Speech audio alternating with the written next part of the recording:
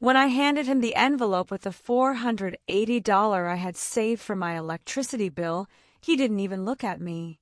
He just smirked and said, "Good girl. See, life is easier when you don't try to think for yourself." Those words, they hit me like ice water poured straight down my spine. My name is Emily Carter. I'm 37 years old. And this is a story I swore I would never tell anyone. Because for the longest time, I thought it was my fault. I thought I was the fool who let a man walk into my life, tear it apart piece by piece, and convince me that I should thank him for doing it. But now I know the truth.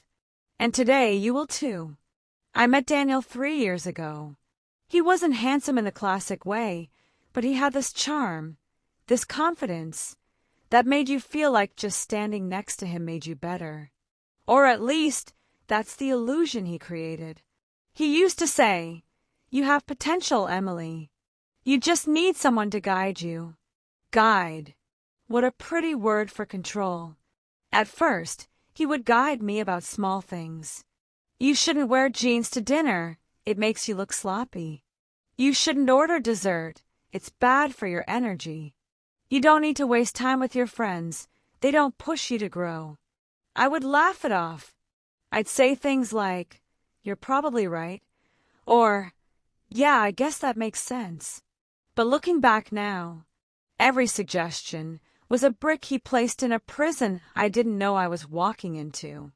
The first big betrayal happened 7 months into our relationship. It was a rainy Thursday. I remember because the sound of the rain on the window matched the pounding in my chest. My rent was due the next day, $150, and I had exactly $1,187 in my account. I was proud of myself. Bills paid, food in the fridge, everything balanced. Then Daniel called. He said, "I need $800. Today." Just like that. No explanation. No concern about me. I told him, "Daniel, I can't. My rent." And he cut me off. "You're choosing rent over me? Over us? Wow. I didn't think you were that kind of woman." That sentence, it slammed into me so hard I felt physically sick. I told him I'd figure something out. And I did. I drained the tiny emergency fund I'd built. I postponed my phone bill. I borrowed $200 from my coworker. And then I gave him the money. He kissed my forehead and said, "See? You always come through. Not even a thank you." Over the next year, it became normal. $200 here, $350 there, $1,200 when he said he needed to fix his car, even though the car looked perfectly fine. In total, I gave him $14,260. I know the number because I went through every bank statement later. And every time my finger touched a withdrawal, my stomach twisted like I'd swallowed broken glass. But the worst part wasn't even the money. It was the way he made me feel. Like I was lucky he chose me. Like he was the only man who would ever care about me. Like I should be grateful for his leadership. He said that word a lot. "Let me lead, Emily. Stop questioning me, Emily. You're emotional. Let me handle your life." Then came the moment that broke me. It was a Saturday morning. I had been up late cleaning the apartment. Our apartment, technically, but I paid most of the bills. He walked in, tossed his jacket on the couch, and said, "By the way, I called your boss yesterday." I froze. He continued, "I told him you should take fewer weekend shifts. They're draining you." I whispered, "You called my boss? Without telling me?" He shrugged. "You should be thanking me. I'm reducing your stress. That weekend shift earned me an extra $180 a week. It paid for groceries. It helped me survive." He took it away like it meant nothing. I cried that night, silently, into the pillow. He was asleep next to me, snoring softly, as if he hadn't just yanked away the only piece of financial independence I had left. And in that darkness, with the taste of salt tears in my mouth, I had my first defiant thought in months. This isn't love. 2 weeks later, everything exploded. I found a message on his phone. A message from another woman. A message that said, "Did you tell your girlfriend the truth yet? About where the money really goes?" My hands shook so violently I dropped the phone. When he came into the room, I asked, barely able to breathe, "Who is she?" He looked at me with a coldness I had never seen before. "That's none of your business." None of my business. The man who drained my bank account. The man who dictated my clothes, my job, my friends. The man who controlled every corner of my life. Suddenly, the truth about where the money went wasn't my business. That night was the beginning of the end. But not the end you think. Because what happened next? It didn't just expose him. It destroyed him. And I'm going to tell you exactly how. I didn't sleep that night. I lay on my side of the bed, facing the wall, listening to Daniel breathe, steady, calm, peaceful, while my own breath trembled like a terrified child hiding from a monster. Around 4 a.m., something inside me snapped. Not loudly, not dramatically, more like the soft, precise click of a lock turning. I got out of bed, went to the bathroom, shut the door, and stared at myself in the mirror. My eyes were swollen, my cheeks were gray, and I looked older. Not physically, emotionally, like I had aged 10 years in one. I whispered to my reflection, "Emily, what are you doing? What have you become?" And for the first time in forever, the woman in the mirror didn't look away. She stared back, unblinking, angry. Awaked at 10 a.m., I walked into the bank I'd been going to for 8 years. I knew the teller, Maria, by name. She always greeted me with a warm smile. But that day, her smile faded when she saw the expression on my face. "Emily, are you okay?" I said the words slowly, like they were new to my mouth. "I need to protect my money." Maria leaned forward. "From who?" I took a deep breath. "My boyfriend." She didn't look surprised. That hurt. She guided me to a private desk, lowered her voice, and said, "Tell me everything." And I did. For 20 minutes, I spilled out every dollar I'd given him, every financial manipulation, every time he made me feel like I owed him something. When I finished, she said something that broke me. "Emily, this is financial abuse." Financial abuse. 2 words I had never put together. 2 words that made everything make sense. She helped me open a separate account. A new debit card, a new PIN, no paper statements mailed to the house.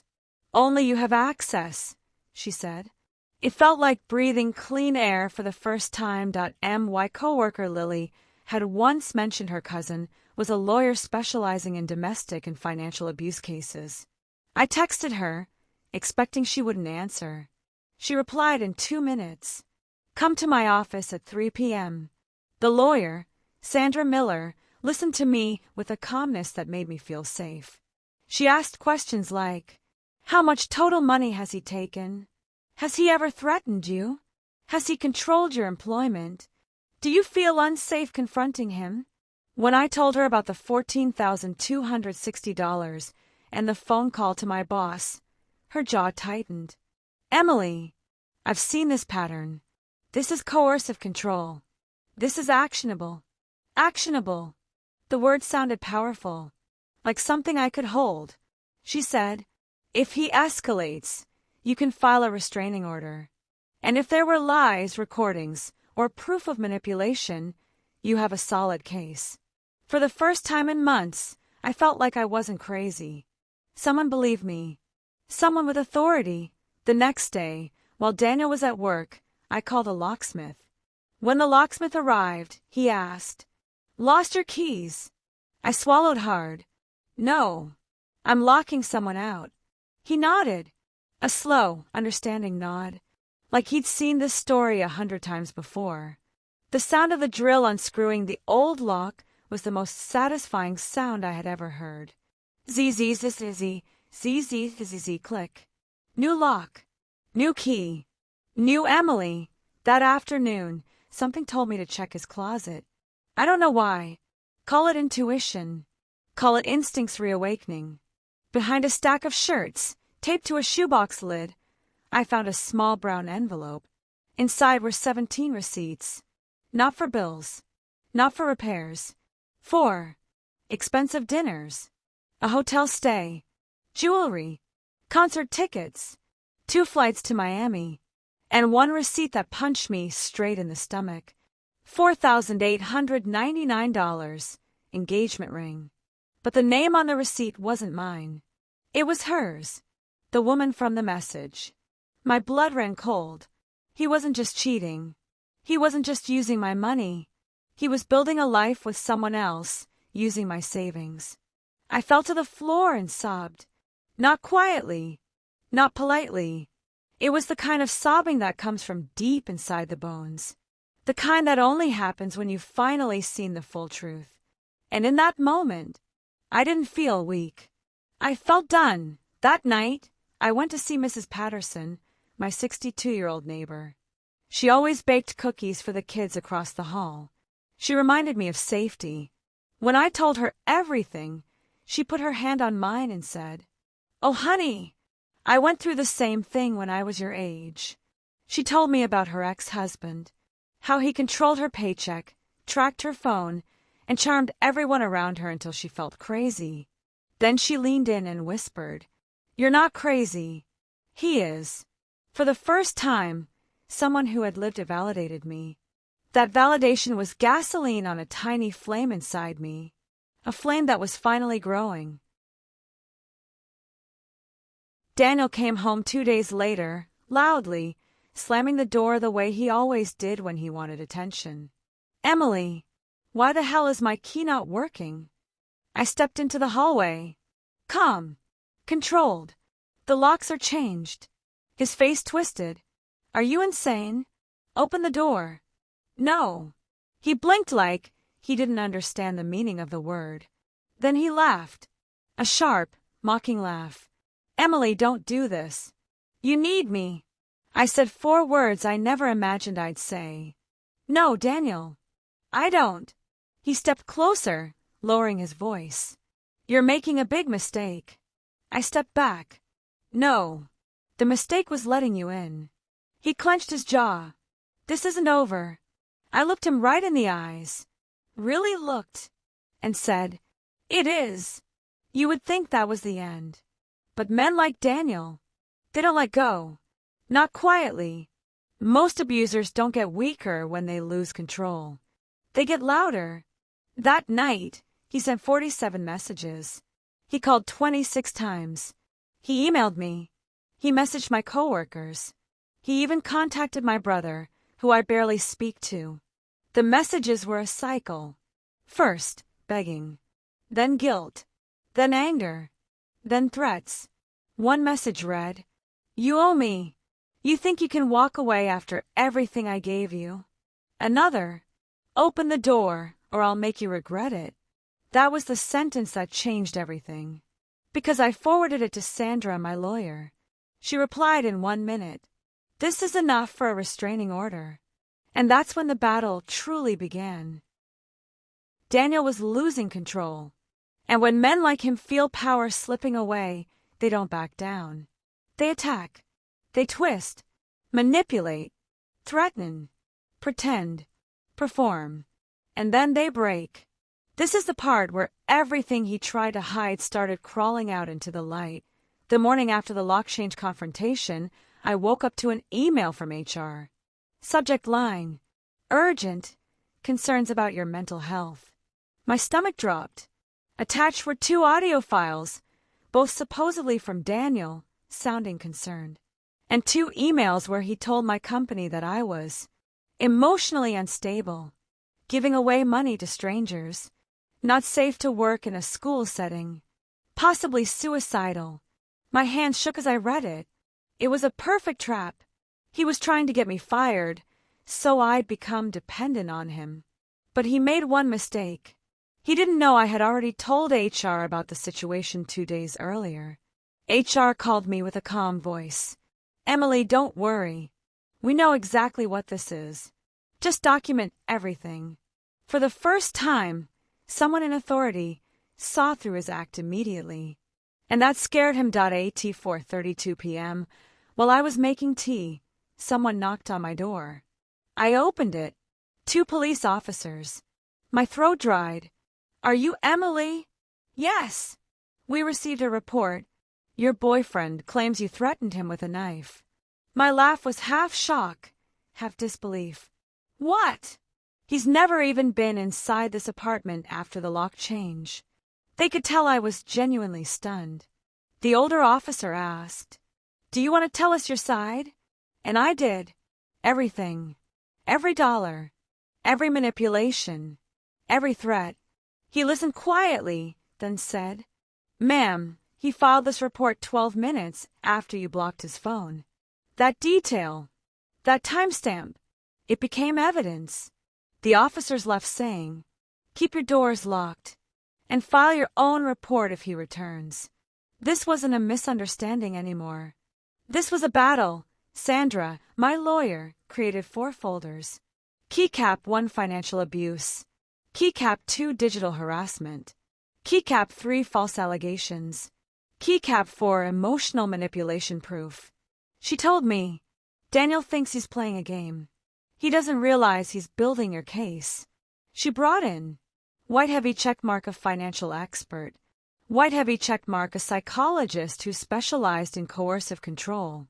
White heavy checkmark, and even a tech investigator to analyze Daniel's messages. Meanwhile, Daniel brought crossmark, a cheap lawyer. Crossmark, his cousin as a witness. Crossmark, the woman he cheated with, who kept changing her story. Crossmark, and 2 friends who looked like they'd rather be anywhere else. This wasn't just my fight anymore. It was him versus a system he thought he could outsmart. 3 days later, I remembered something. Daniel had a habit of connecting his phone to my car's Bluetooth. It automatically synced his voicemail backups. I opened my car's media folder. My hands froze. There were 27 audio recordings he thought he deleted. Recordings of him talking to friends, bragging. "She'll pay for everything. She always does. She's like an ATM with feelings. I just need the ring, then I'm gone. She'll never leave me. She's too soft." I sat in the car seat for a long time. At first my eyes blurred with tears. Then they dried. Then something sharper replaced the sadness. Anger. Clarity. Power. Sandra nearly jumped when I sent them. "We don't even need all of these," she said. 4 recordings alone are enough to destroy his testimony. It took place on a rainy Tuesday. Classic. The kind of day when everything feels heavy and poetic, like the universe is watching. Daniel walked in first, smirking, cocky, wearing a suit I bought him with my own money. He whispered as he passed me, "You look scared." I didn't reply, but inside, something finally felt different. I didn't feel small anymore. I felt prepared. Daniel's cousin went first. A nervous man who kept wiping his forehead. "My cousin is a good man." Emily exaggerated. Sandra jumped in. "Can you tell us Emily's address?" I don't remember."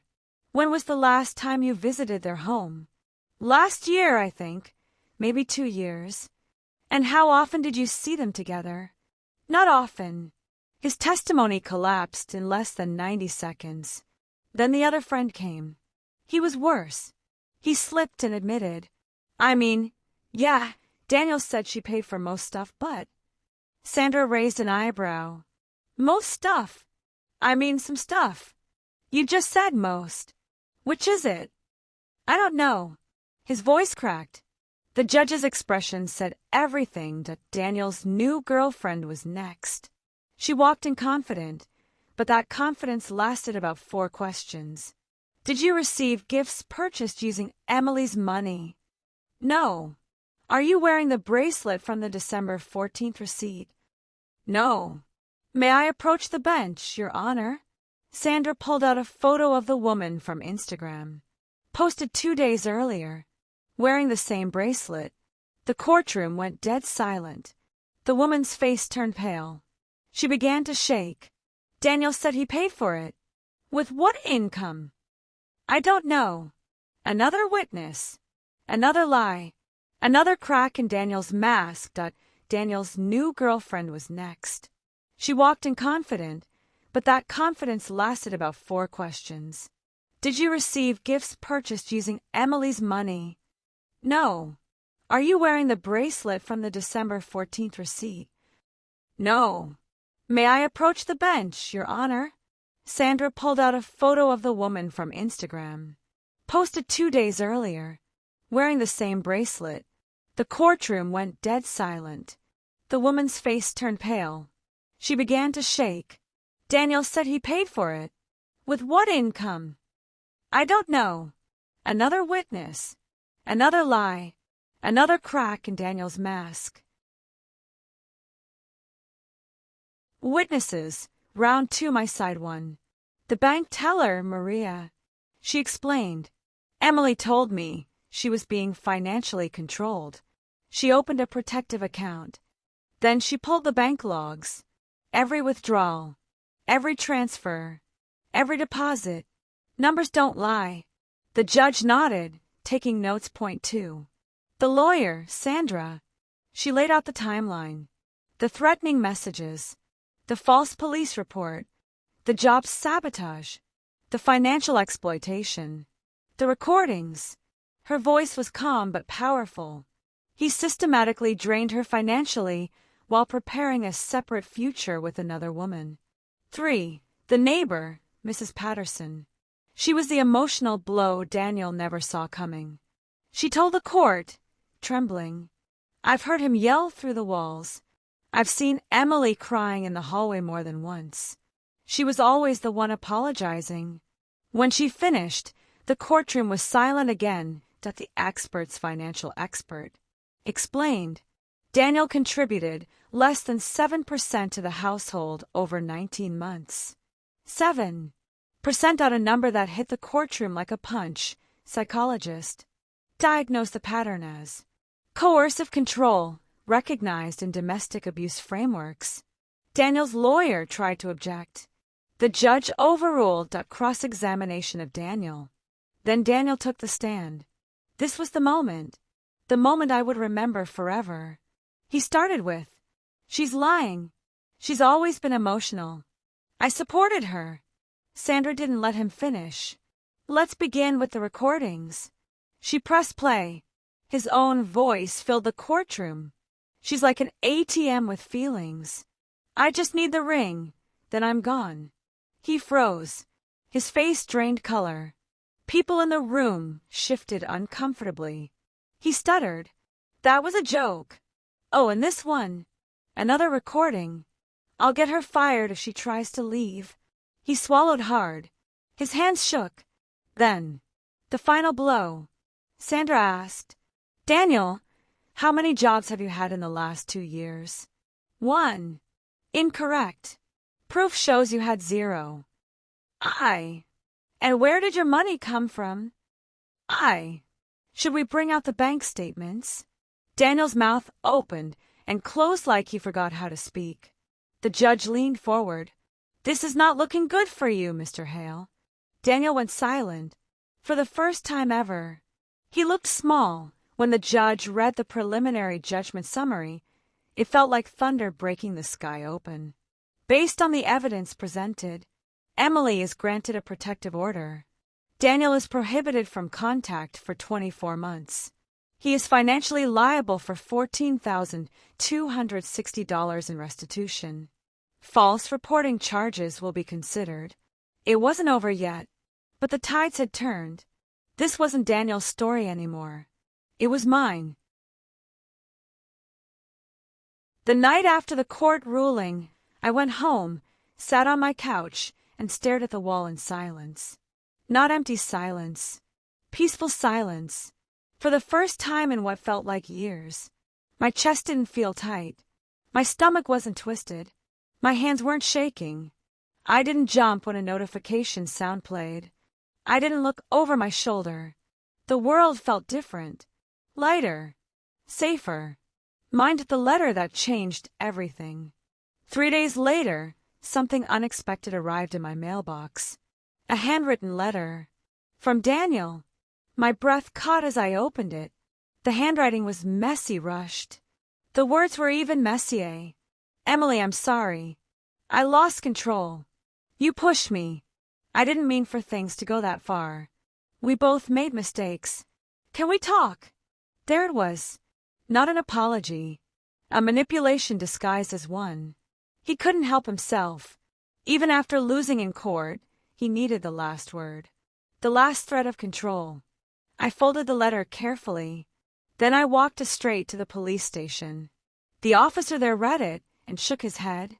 This is a violation of the protective order. We'll handle it. That was it. A small moment. But the closure I didn't know I needed that a new chapter begins. The next weekend, Sandra invited me for coffee. Emily, she said softly, you don't realize how strong you were? Most people break under this kind of manipulation. I shrugged. I didn't feel strong. She smiled. That's because real strength never feels like strength while you're doing it. It feels like survival. Her words stayed with me the entire day. That evening, I did something symbolic. I took all the gifts, shirts, watches, shoes, everything Daniel ever left behind, put them into a big cardboard box, placed the box outside. A neighbor saw me and asked, "Are you throwing these away?" I said, "No, I'm throwing him away." We both laughed. A soft, honest laugh that came from a place deep inside my healing heart. Healing isn't a straight line. Some days I woke up proud. Some days I woke up angry. Some days ashamed. Some days grateful. But every single day, I woke up free. I began rebuilding. My savings, my credit, my routines, my hobbies, my confidence, my voice. I went back to reading, journaling, taking long walks, cooking without fear someone would criticize me. I decorated my apartment with sunflowers, my favorite, one small new thing each week. A pillow, a candle, a new mug. It felt like reclaiming pieces of myself one object at a time that the people who held me together. A month later, I hosted a small dinner with the neighbor who testified, my friend Leah, my coworker Rachel, Sandra, my lawyer, and Mrs. Patterson, my sweet elderly neighbor from my old apartment. We sat around my dining table and laughed. Really laughed. The kind of laughter I hadn't heard from myself in years. At one point, Mrs. Patterson leaned over, patted my hand, and whispered, "You shine brighter now, sweetheart, like someone cleaned the dust off your soul."